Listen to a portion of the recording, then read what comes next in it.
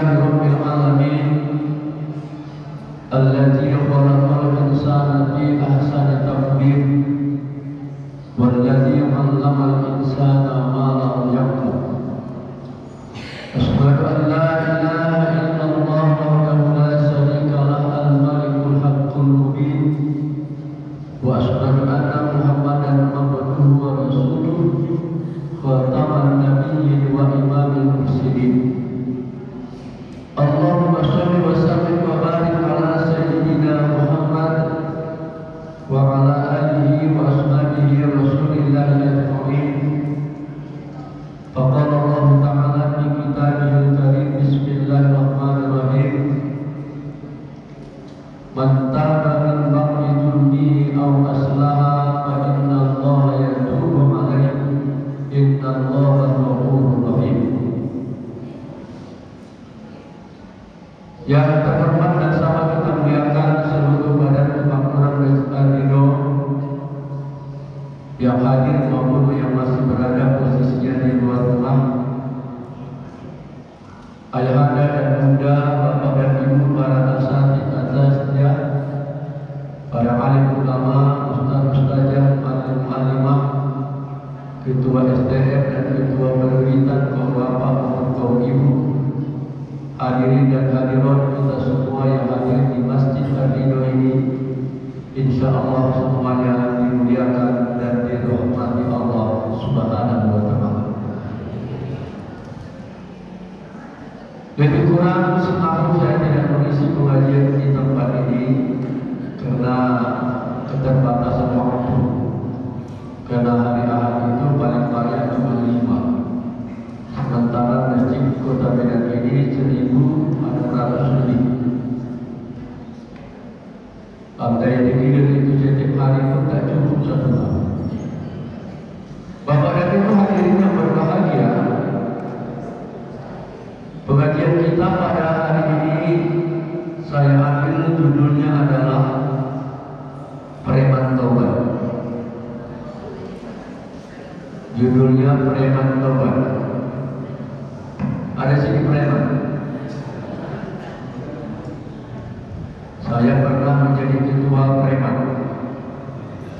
di Berayan, pemuda remaja Masjid Al-Iman. Bapak dan Ibu hadirin yang berbahagia, dulu pada masa Rasulullah ada seorang preman. Kalau berbicara preman dalam tanda kutip, yang dalam benak kita, yang dalam pikiran kita adalah anak muda atau laki-laki yang jahat, bejat, nakal, bandal, dojal dan dajjal, pemabuk, pemalak, pemarah, peminum, pegaduh, emosional. Itulah yang dalam pikiran kita kalau berbicara tentang preman. Di masa Rasulullah ketika di Madinah pun ada seorang preman. Preman ini preman tengik. Tak ada kejahatan yang tak pernah dia buat. Tak ada kenakalan yang tak pernah dia lakukan. Mencuri, merampok, menggaruk, menodong, minuman keras, memeras, memalak, memarahi, menipu, mengolah. Ada yang dibuat tanggal dosa, kita buat tanggal dosa, misalnya mencuri, ciplis, merampok, ciplis, semua tanggal itu sudah tulis. Dan jika dibandingkan dengan dosa kita ini belum ada apa-apa. Kita belum pernah membunuh, jangan-jangan tidak pernah merampok, mungkin juga tidak pernah mencuri. Tapi ini preman semua sudah dilakukan. Nama preman itu namanya Nasuha. Nasuha di Indonesia terkenal itu pemain bola dari timnas Palembang, penyerang gelandang kanan. Itu namanya Nasuha. Orangnya kecil kayak orang bule, putih. Bapak dan Ibu hadirin yang berbahagia, preman ini yang namanya Nasuha akhirnya masuk masjid.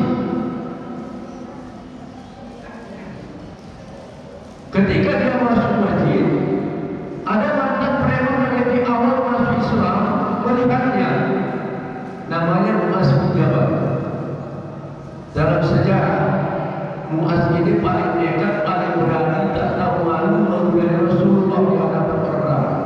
Bahkan pernah beliau menudai Rasulullah di hadapan Abu Bakar.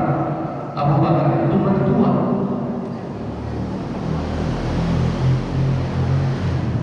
Dalam pengalaman di lapangan,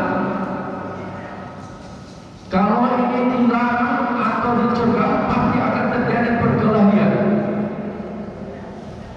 Maka akhirnya Muaz bin Jabal mengambil langkah bijak, tidak melarang, tapi dia melapor dan mengadu kepada Rasul, yang Rasul pada saat itu sedang berada di rumah.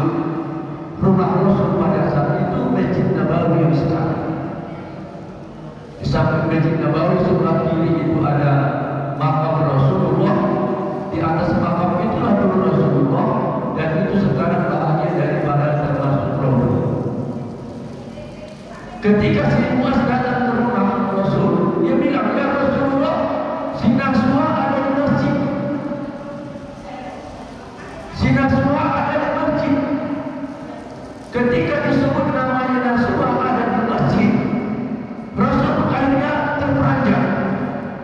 Sama dengan halnya kita, kalau ada mantan preman, ada preman masuk kampung kita, kita pasti ada keresahan, kegelisahan, ada kerisauan.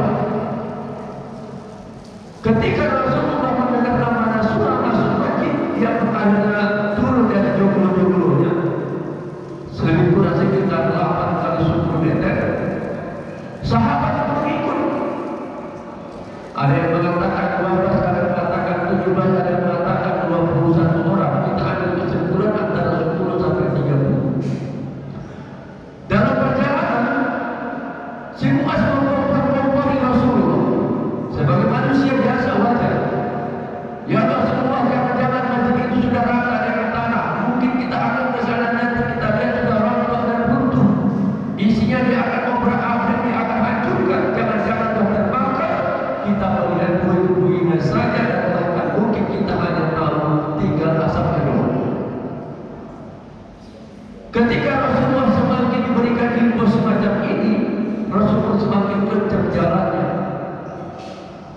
Akhirnya ketika mereka sampai di masjid itu dalam keadaan utuh. Tidak ada satu benda terlemparkan keluar, tidak ada barang yang dihancurkan dan diruntuhkan serta dirontokkan, dan tidak ada satu titik asap pun yang menumpuk, tidak ada puing yang digambarkan itu. Mereka pun berpencar, mengintai, memantau, mengintip, memandangi kira-kira di mana posisi si Naswa itu. Mereka tidak melihat di luar. Ketika mereka masuk ke dalam, sudut per sudut, perlahan mereka pandangi satu persatu di dalam ruangan masjid. Ternyata si Naswa itu sedang sujud dan bermunajat di samping mimbar Rasulullah. Dia munajat. Munajat itu artinya curhat atau bercakap kita pada saat sujud itu. Di dalam kitab Al-Hayatul Mu'minun karangan Imam Al-Ghazali tentang bab taubat itu dijelaskan, taubat itu diiringi dengan munajat. Munajat itu kita mengungkapkan, mengatakan seluruh apa perbuatan dosa kita selama ini. Di saat munajat itu kita katakan. Si Naswa itu begitu.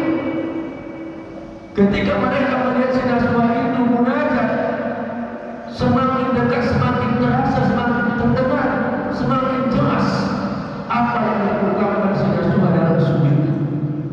Ternyata dalam sujudnya semua dosa yang pernah dilakukan dia presentasikan di hadapan Allah ketika munajat. Ya Allah, ya Allah, aku telah menipu, aku telah minum khamar, berliter-liter, berenger-enger, bergeluk-geluk. Banyak uang yang Tuhan berhamburkan di mejaku, diberkilah-kilah, berlimpah-limpah. Banyak orang yang mati, membunuh. Aku telah merampok, merompak, menggarap, menolong. Ya Allah, betapa besarnya dosaku kepadamu.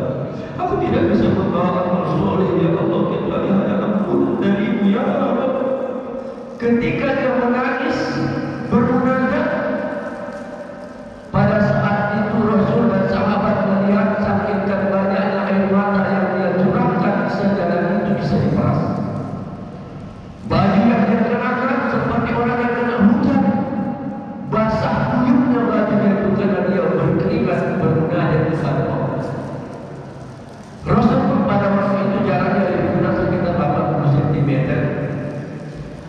menyaksikan dan melihat langsung.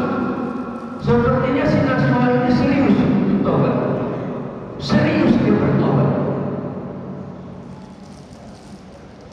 Sahabat yang melihat itu seperti antara percaya atau tidak. Soalnya preman, mereka percaya premannya, mereka percaya juga ditambah, dan mereka senang.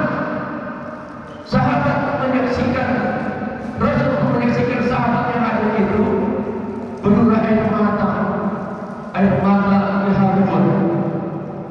Karena biasanya